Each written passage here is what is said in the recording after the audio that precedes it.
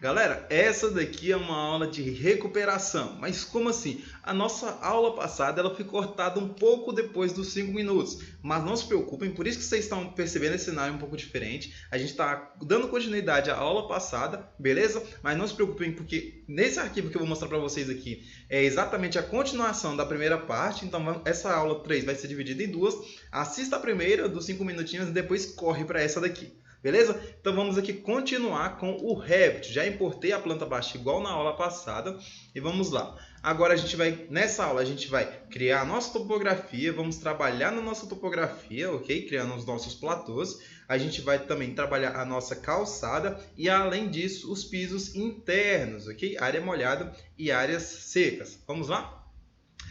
O primeiro passo para eu conseguir criar aqui a minha topografia é vir em massa e terreno. Agora eu seleciono topografia e agora eu tenho duas opções muito importantes aqui. Eu posso tanto criar os pontos manualmente, que é o que a gente vai fazer nesse exercício, ou eu posso criar a partir de um DWG com as minhas curvas de nível. Caso eu queira fazer isso, primeiro eu tenho que importar o meu DWG com as curvas de nível e vir aqui, ó, Create from Import, ou criar da importação. E aí eu vou selecionar essa primeira opção, que é selecionar instância importada. E quando eu selecionar ela, eu vou conseguir selecionar o meu DWG que eu já importei, beleza? Mas no nosso caso, a gente vai colocar aqui em colocar pontos, ou place point. E vamos lá. A gente tem que colocar aqui a elevação absoluta, que é exatamente o número que a gente está colocando. E vamos começar a colocar os pontinhos. Vamos trabalhar aqui ó, com 0. Okay? Aqui a gente pode ir colocando aleatoriamente. Vamos colocar aqui ponto 25. Aí ele já vai subir aqui para uns ponto 25, colocar algo aqui assim. Podemos colocar aqui, ó, ponto 4. E aí a gente vem colocando aqui ponto 4. Vamos jogar aqui para ponto 5, para nossa casa ficar um pouco perto, né, de uma topografia legal. Que a gente joga um ponto 5 nela quase toda. E aqui do lado vamos colocar também um ponto 10, né, para dar uma declividade legal. Aqui também. E aqui no finalzinho a gente põe um 0 para ela descer, ok?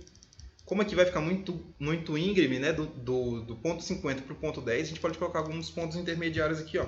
Ponto 25, e aí a gente faz uma gracinha aqui, ó, uma curvinha, certo? Agora basta eu finalizar, e quando eu finalizar vocês vão falar, meu Deus, professor, o meu DWG sumiu, o que aconteceu? Não precisam se preocupar, ele está aqui, ó, mas a seleção de topo ou fazer um fundo está ativada. Vamos selecionar aqui ó, ele, né? Vamos selecionar o WG.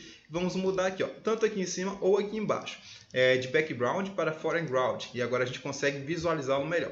Eu particularmente gosto, deixa eu mudar aqui. Eu gosto de trabalhar nessa linha, nesse estilo de desenho técnico, não é mais preto e branco, eu esqueci o nome. Linhas ocultas, isso. Linhas ocultas. E vamos lá. Eu vou selecionar o meu DWG porque eu gosto de trabalhar nele com tons cinzas. Então basta eu selecionar, vir aqui nessa aba de modificar, que aparece assim que eu seleciono o meu DWG, vir aqui na aba de Override Graphics e eu vou selecionar aqui ó, Override by Element. E aí tem uma opção de mudar o estilo das minhas linhas. Vou selecionar aqui, vou colocar sólido e vou deixar num cinza bem mais clarinho para ficar mais legal de se trabalhar. Basta dar um OK e um aplicar e olha que legal que ficou o nosso DWG. Não ficou aquele tom cinza escuro, né? Na verdade tom preto. E agora ficou um cinza bem clarinho, bem legal de se trabalhar. Agora para a gente dar continuidade a gente precisa colocar a nossa plataforma de construção. Então vou vir aqui na aba de Building Pad, dentro de massa e terreno ainda, ok pessoal? Vou vir aqui ó, Building Pad e eu posso fazer um retângulo aqui em torno do nosso lote. Por que eu preciso desse retângulo? Ele é basicamente, ok? Ele basicamente, posso deixar até mais ou menos aqui assim, no final da nossa garagem, né? Ele é basicamente o nivelamento do nosso terreno, ok? E se eu quiser, eu posso fazer ainda aqui um recorte da piscina. Vamos selecionar aqui. A piscina eu vou selecionar por essa seleção de linhas, ok? Clica aqui em Pick Lines e agora eu vou adicionando aqui. Em algumas ocasiões esse Pick Lines ele é muito mais rápido e em outras não.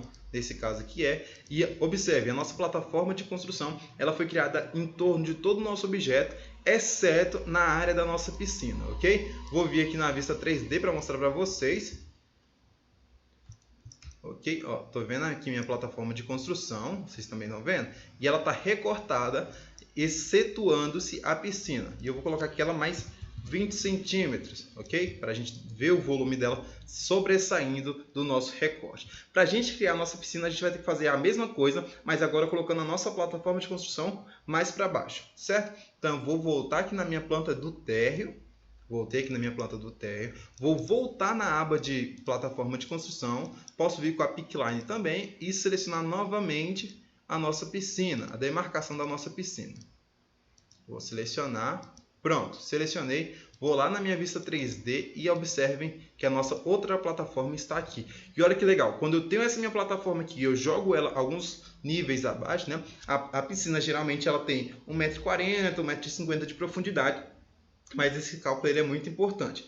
Como está aqui no nosso térreo, o que a gente tem que fazer? Diminuir 1,50 m de altura, 1,40 m de altura, beleza? Mas, por exemplo, se aqui estivesse no nível terreno, a gente teria que fazer esse cálculo, ok? Lembrando que é em relação à plataforma. Vou mudar aqui, ó, terreno. Se estivesse na opção de terreno, observe como ela já estaria um pouco mais afundada, né? O nosso térreo está a 50, o nosso terreno está a 0,0. Então, eu teria que fazer essa subtração de apenas 1,90 m, né? 1 metro, para ela ficar com uma altura total de 1,5 m. Isso é muito importante na hora da gente fazer o nosso projeto. Posso deixar aqui, ó, mais fácil, coloco no mesmo nível do térreo e coloco menos 1,5. E olha que legal, pessoal, a nossa piscina já está praticamente concluída, né? Falta só as paredes, a água e um sol quente para a gente tomar um banho, certo? Vou voltar lá no meu térreo, ok? E agora vamos lá. Vou criar agora a parte do nosso piso seco, né? Da nossa sala de estar, da nossa varanda gourmet, ok? Então vamos lá. Vou vir aqui na aba de arquitetura, depois eu vou selecionar a opção de floor ou piso, se o seu estiver em português, e aí eu vou desenhar todo esse meu piso aqui. Essa parte é a que vai demorar um pouquinho mais, porque talvez a gente tenha que fazer alguns contornos dentro da nossa edificação, ok? Eu posso vir aqui até a parte de dentro, caso a sua edificação não tenha soleira. Caso ela tenha, você não precisa recortar esse pedaço. E aí a gente vai desenhando todo o nosso contorno. Lembrando que esse nosso piso aqui, ele é como se fosse o nosso porcelanato da edificação, ok? Então não tem necessidade dele ser um piso muito grosso. A gente vai colocar um piso ali em torno de 5 centímetros, pode ser até menos, 4 centímetros, 3 centímetros, para ele representar como se fosse apenas a argamassa aplicada, ok? Eu posso colocar aqui como área seca ou não. E então, finalizando ele aqui, pronto. Assim que eu finalizar, tá aqui um piso genérico de 10 centímetros, mas a gente não quer esse piso, a gente quer um piso mais fino. Então, vou vir aqui na opção de editar tipo, vou duplicar. Sempre é muito importante, pessoal, sempre é muito importante duplicar os pisos que vocês vão construir, ok? Para vocês não trabalharem em cima de um piso que já vem no default, já vem no padrão do programa, sempre dupliquem. Portas, janelas e pisos são fundamentais serem duplicados. Então vamos renomear aqui, ó. Piso porcelanato. Ok, por enquanto tá bom. Posso colocar até uma dimensão se eu quiser, 90 por 90. Vou aplicar OK, vou vir em Edit. E agora eu posso selecionar o material dele se eu quiser. Ele vai carregar aqui a biblioteca de materiais do próprio Revit, ok? Se eu quiser, que eu posso buscar, por exemplo, por porcelanato. Vamos ver se a gente achou alguma coisa. Achamos um de 60 por 60. Aí eu teria que duplicar o material, mas isso é mais para frente. Então vou aplicar esse de 60 por 60. Tem uma aula mais à frente onde eu ensino exatamente como trabalhar em cada um dos materiais, ok? E vamos mudar também a espessura dele para 0,5, né? 5 centímetros de altura. Vou dar um OK, vou dar um OK e pronto. O nosso piso genérico ali já foi criado. Agora a gente precisa ver se ele não está afundado por causa da nossa plataforma, né? E eu já percebi aqui que ele está. Então, vou selecionar a nossa plataforma aqui, vou ocultar com HH duas vezes, ok? E a gente basta dar um offset aqui nele de ponto 25 centímetros. Vamos dar agora um HR para voltar. E vamos na vista frontal aqui para a gente perceber se eles estão 100% alinhadinhos. Caso você não queira fazer essa vista frontal aqui para você visualizar, basta fazer a soma. A nossa plataforma ela possui 5 centímetros de altura, 20 centímetros de altura, né? Além do nosso térreo, ok? E o nosso piso ele tem que ter 25, porque é os 20 da plataforma mais os 5 centímetros da espessura dele. Se eu colocasse aqui, por exemplo, 22, observem como o nosso piso ele acabaria entrando na nossa plataforma. Isso não é legal, então por isso a gente coloca aqui 25, beleza? Vamos voltar aqui para a nossa vista térrea. Agora eu já consigo ver a achura do meu piso. Olha que legal, pessoal. Já estamos vendo a achura do nosso piso. E eu também vou criar agora o meu outro piso, que é exatamente o piso das áreas molhadas, ok? Por que é importante separar? Por dois motivos. Primeiro, porque geralmente a gente trabalha com uma espessura um pouco menor, não em relação ao nosso piso. Porque o porcelanato aplicado ele geralmente vai ter a mesma espessura total. Mas aqui na configuração do Revit, a gente cria um piso de 3 centímetros. Para quando a gente passar um corte, a gente vê o desnível. E esse desnível é muito importante que ele esteja representado dentro do nosso projeto. Para a pessoa que for fazer o assentamento desse piso, para que ela consiga perceber essa diferença entre o piso que é seco e o piso que é molhado. Claro que já vai ter a indicação, mas com essa diferenciação a gente consegue fazer tudo automaticamente dentro do Revit. Eu vou mostrar para vocês depois.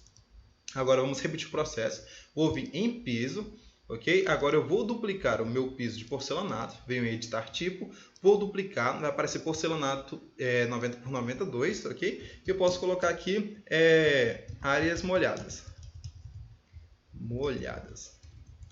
Pronto, e eu vou vir em editar tipo e vou colocar aqui 3 centímetros de diferença, ok? Vai ter um desnível de 2 centímetros entre a área seca e a área molhada da nossa edificação. Vou apertar OK, vou dar um OK novamente e pronto, podemos começar a criar.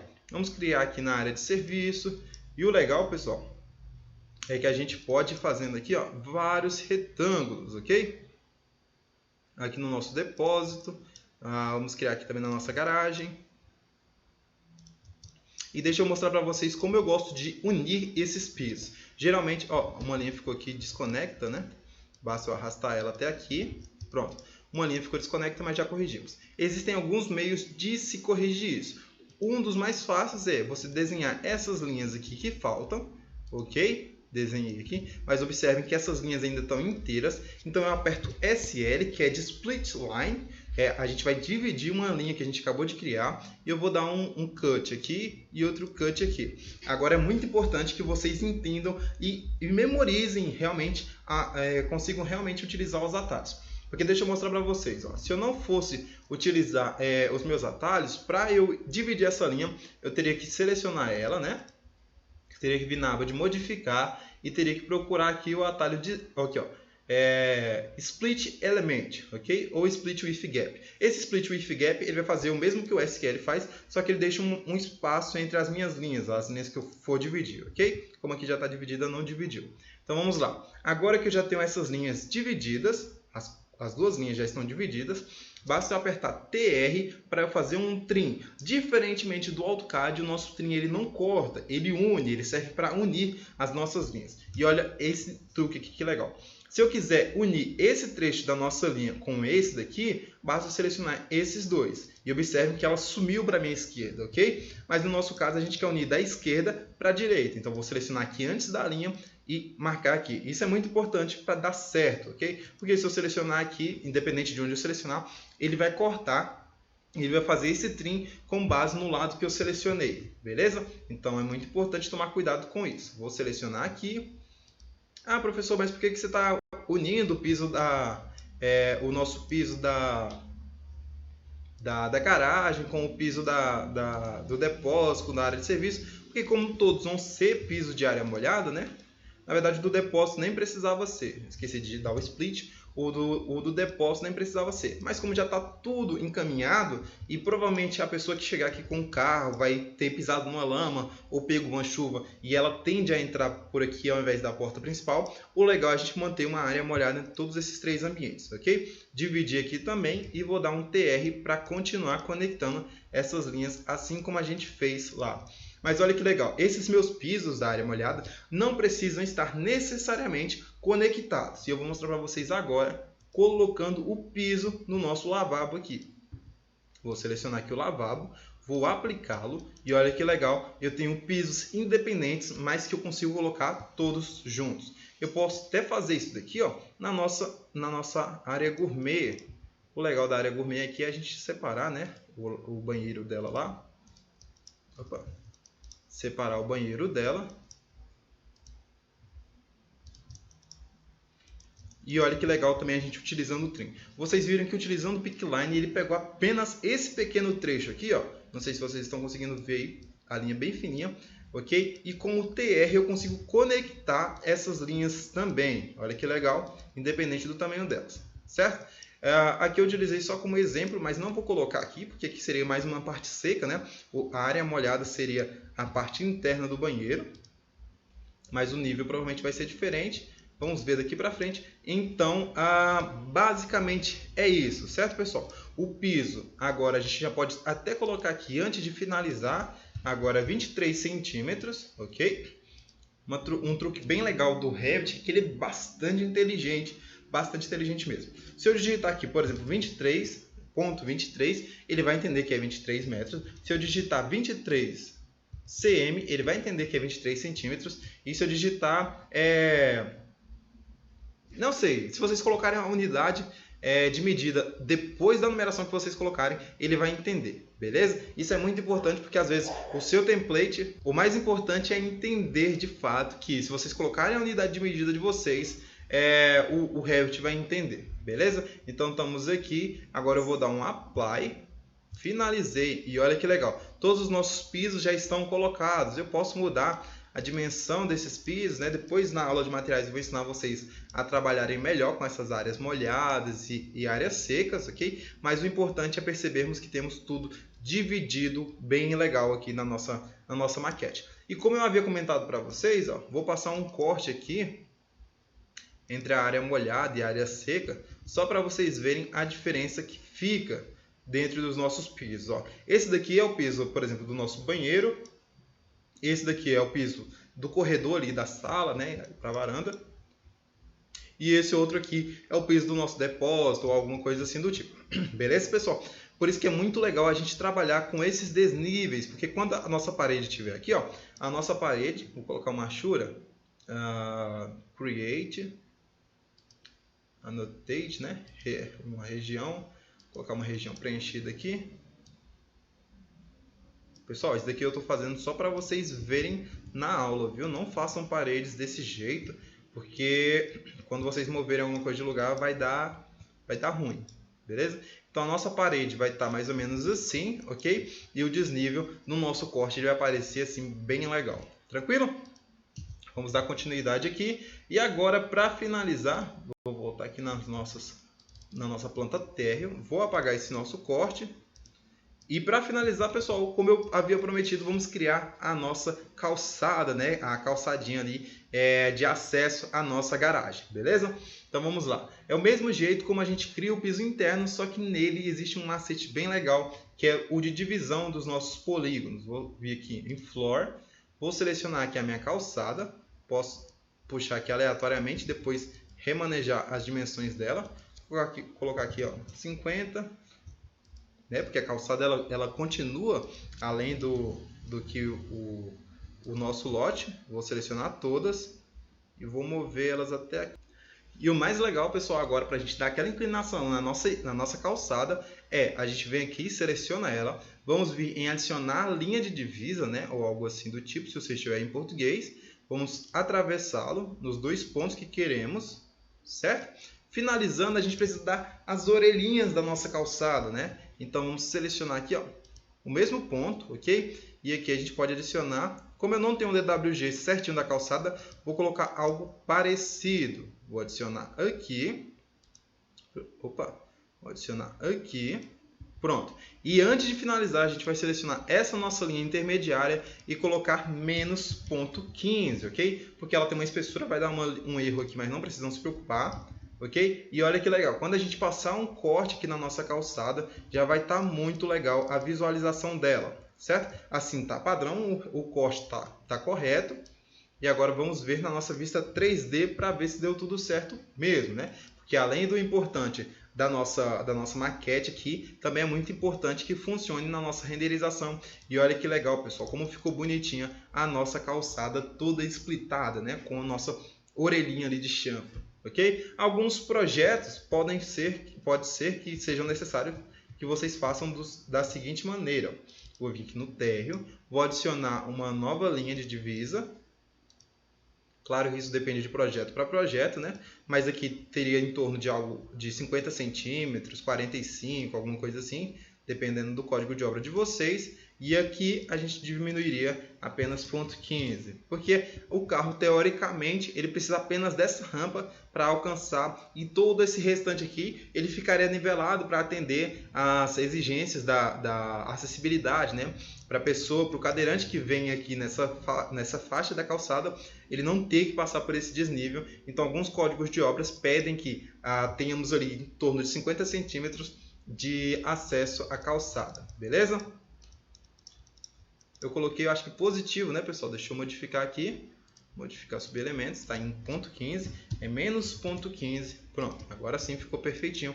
Então, ó, o carro consegue vencer essa inclinação de 15 centímetros, mas o cadeirante pode se tornar muito difícil, né, para ele.